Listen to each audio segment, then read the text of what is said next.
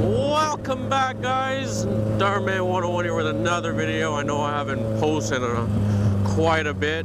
Well, an actual video. I've been doing shorts here and there, but yeah, I've been having too much fun on this. As you can see, my new motorcycle since February of this year.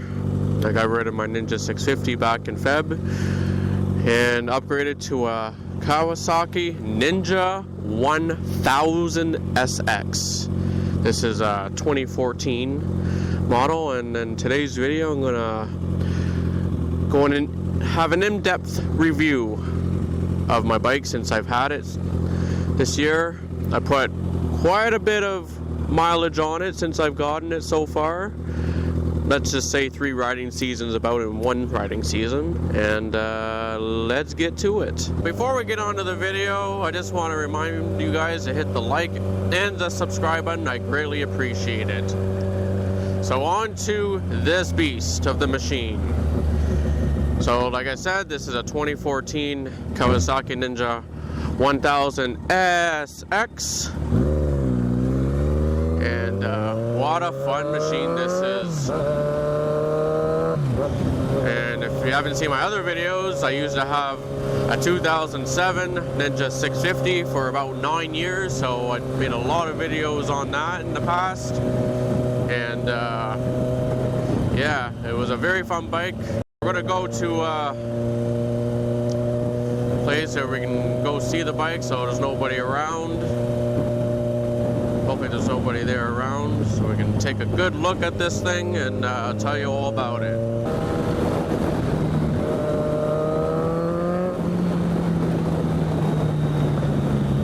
Oh, I love that.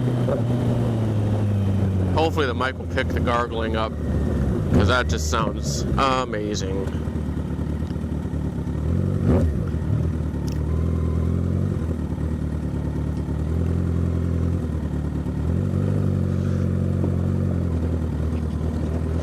So before we get there, we'll talk a few things about it. So I picked it up at my local dealership back in the winter months. I kind of hid it from my friends a little bit.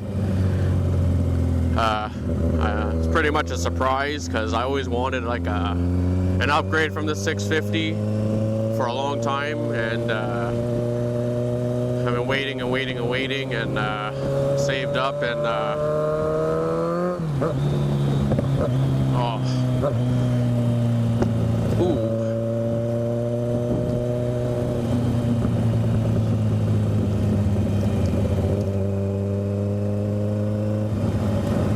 But I wasn't sure what bike I wanted to get. There was between 2 options, this one and a Z900. I know I sat on a Z900. It was pretty comfortable, and then I sat on this thing. I'm like, wow, this is nice too. And I'm not a very tall rider. I'm a 5'5", but this bike is super comfortable for me, and this would be a great bike for someone who's taller as well. Around here.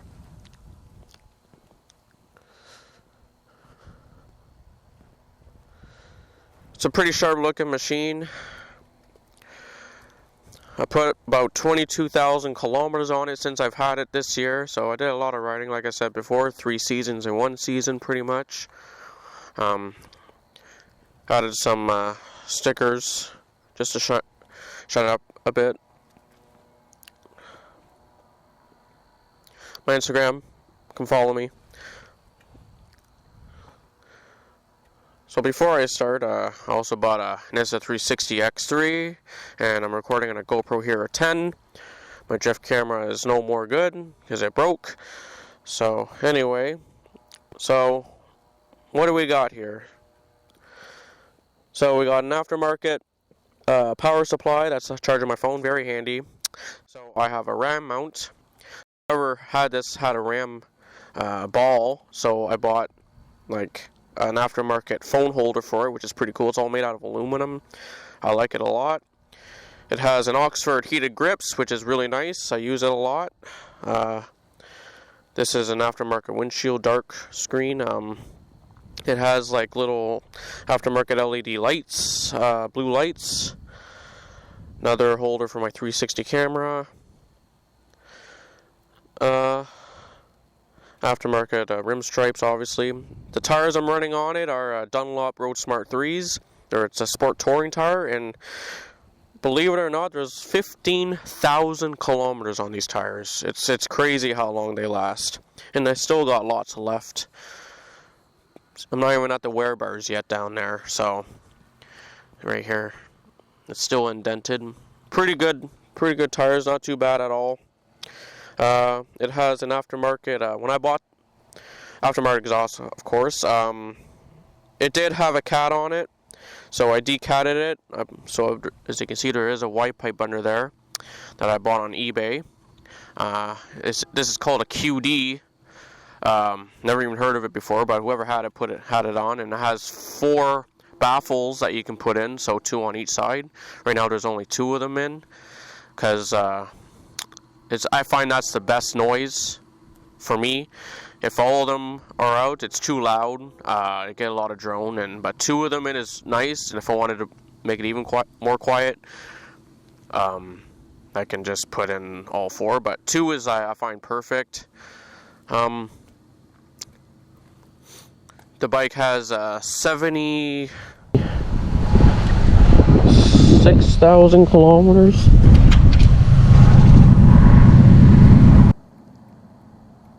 Yeah, 76,000. When I bought it, it had 53 something on it. So, ridden over 20,000 kilometers on the bike, which is pretty awesome. And also, I want to go over what I spent and all that stuff on it. So, let's go here. So, this is called the Fuelio app, and it records all my fuel trips that I put and my distance. Sorry about the train, it's going loud.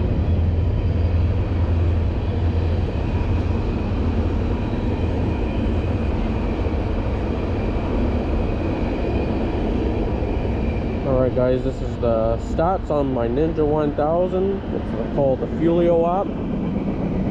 And as you can see, I filled up 110 times. Used 1,318 liters of gas. And not gonna lie, this the fuel consumption is actually not too bad. I get about 250 kilometers per tank roughly. That's pretty consistent. If you're riding in the country roads going like 80-90, it's really good on gas. I get about 5.8 to 6.2 liters per 100 kilometers. I'll do that. I'll convert that to miles per gallon after on screen. So I put $2,062 in gas so far. So my average cost is about 9.4 cents a kilometer, which is not bad for a liter bike. Distance-wise, the distance is going to be off just a little bit since I last fueled up, but yeah, I'm just over the 22,000 mark, and as you can see, I ride about 109 kilometers per day on average, because some days are more, because back in May I went to Calabogie twice, which is about 500 to 600 kilometers each way, so I rode a lot that month. But yes, as you can see, monthly costs are up there. Average cost per day $10.33. Average cost per month $314 in gas. That is a lot for me. Sounds pretty good. Has a pretty aggressive tone to it.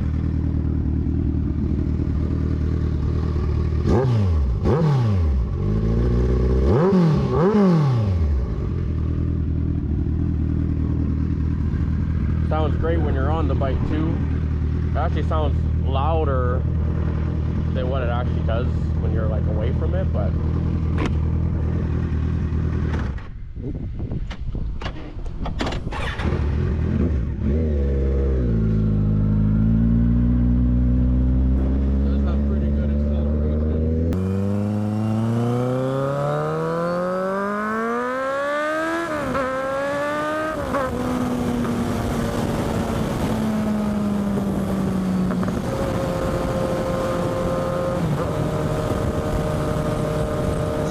numbers wise on this machine, I did have it dynoed back in, I think it was May. At the wheel, it makes 124 horsepower and 74 foot-pounds of torque. Now, it might seem a little bit low, but it doesn't feel like it on a 500-pound bike. Well, it's not 500 pounds anymore since I took the cat off. That weighs about 15 pounds. So it's probably about 495 now for weight. You do feel it when you're moving it around, but when you're riding it, it doesn't feel like it's a 500-pound bike at all.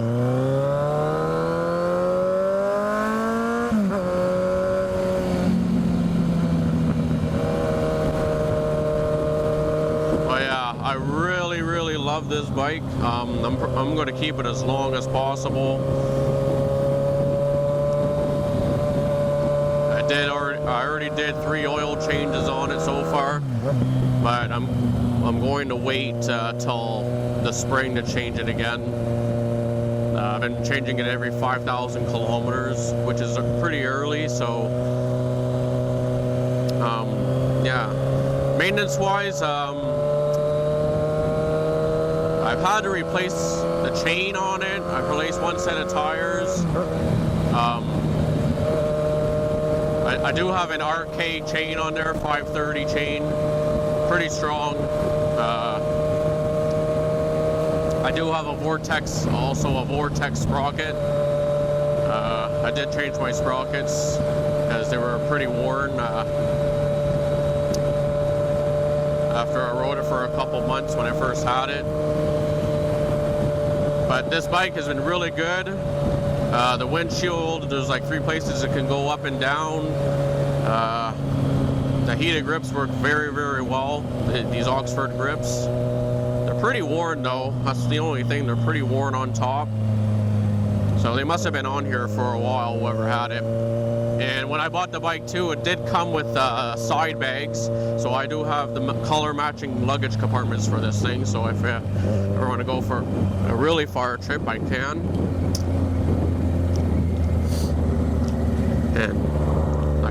And this aluminum phone holder, pretty cool. It goes in a ram mount ball thingy. So, well, actually I had to buy a ball and then put it in, but yes, it works very well. On this bike, you can check your temperature. Right now it's at 80 now.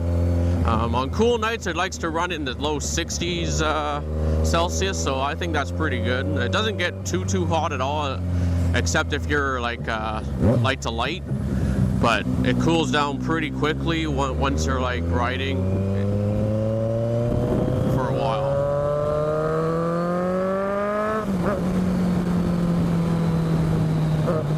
Oh, this bike is so much. Ooh, this bike is so much fun. It's crazy. Whew, these tracks are really bad. So you have your trip A, trip B, your instant liters per 100 kilometers. And then you have your average. Right now I'm averaging 5.8, just like on the app too. When I fill up, I can see it varies sometimes depending if I'm riding in the city a lot or do a lot of country riding. And it's really good on gas for a liter bike. Just for a test, my buddy has a 2024 ZX10 40th anniversary edition. Really sharp looking bike. Love it. Actually kind of jealous of it, but I'd rather save the money and pay sport touring insurance than super sport insurance. But that's just me. And we were doing a test. We were in 6th gear going the same speed, let's say 100 kilometers an hour, and my bike would always say 1 liter per 100 kilometers less than a ZX10, which is pretty wild. So those ZX10s are pretty thirsty compared to these, of course. And the torque down low on this bike is pretty decent. My friend and I, we did a test against his ZX10, and we go from a rolling start, let's say 80 kilometers an hour in like third, fourth, and fifth gear, and I would always be ahead of him, And sixth gear is the most pronounced because I can get probably 3 car lengths in front of him, and then once we reach a certain speed, and then that's when he passes me. And it's crazy. The torque down low, it's pretty awesome. It does have traction control, does have ABS. I'm in full power. Has 2 modes, full and low. Has 3 levels of traction control. I have it on 1, but I could still make it go when the tires are cold. It sounds like it has launch control when I do. It's pretty cool.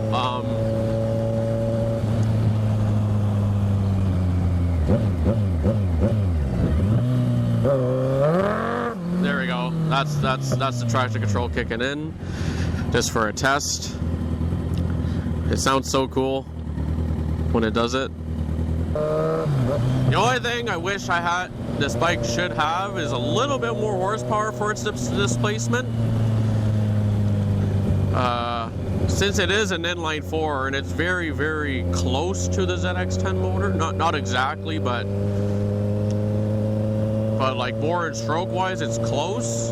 But I think this bike should be in the 140 to 150 horsepower. Although it's not the same size as the ZX10's motor. This is a 1043cc, and the ZX10 is a 998. But I mean, I think it should have more horsepower than what it currently has. This thing technically only has like 10 or 15 more horsepower than a ZX6, but the torque down low, it makes it like it doesn't have 124 horsepower.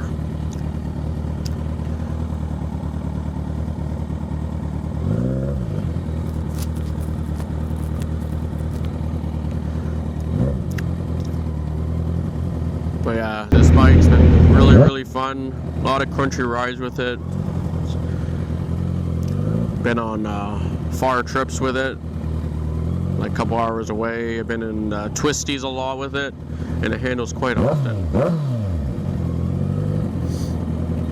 They love it. People always love it.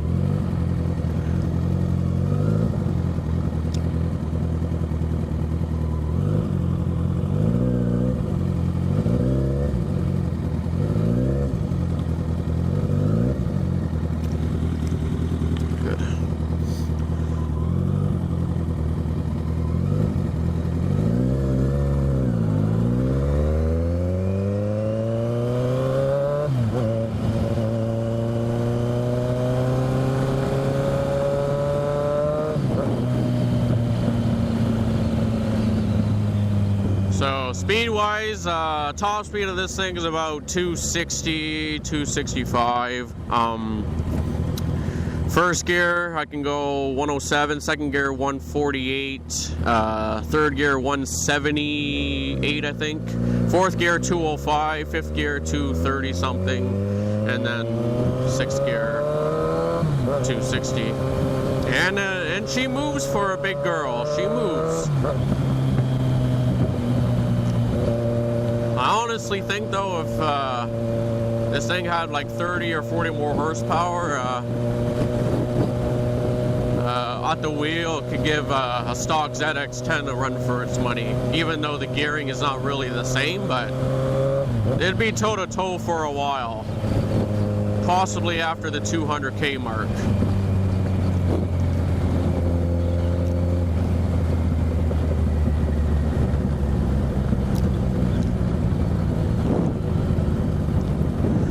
But this is a very comfortable bike. I sit up straight. I do have short legs. I can't really flat-foot it. I can tippy-toe it on both sides, but not flat-foot it. So I always on the one side. If you're interested in looking at one of these and you're short like me, it's not that bad. It's a little bit taller than my 650 that I had, and that's not that bad at all. Too many bad things I can say about this bike. Other than like the power, like I think that's the only really bad thing. I wish I had more. Everything else is all good, very, very nice. Oh yes, another thing I don't really like is the signal lights, how big and bulky they look. Like they stick out like a sore thumb. If they came out like half the size or the distance of what they were, then it would be so much better. But I find they look really, really bulky for no reason. Yeah, so no, those are a little bit irritating, but yeah.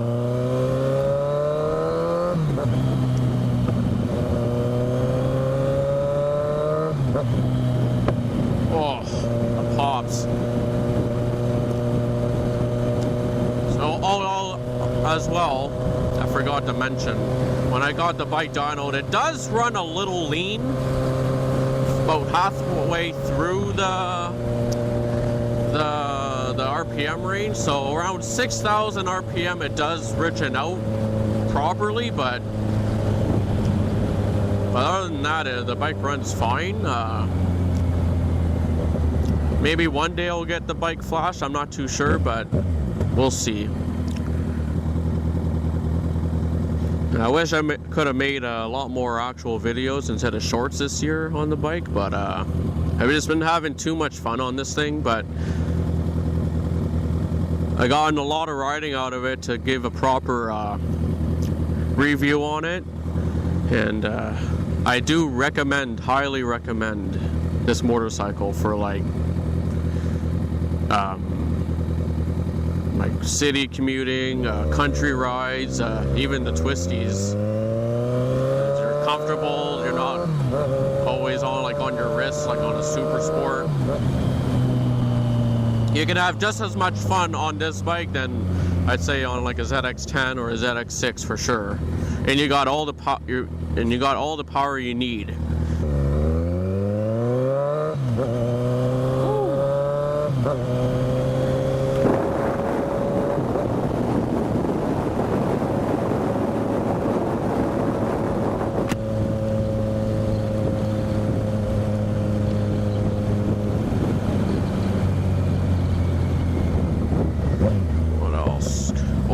Pops and bangs.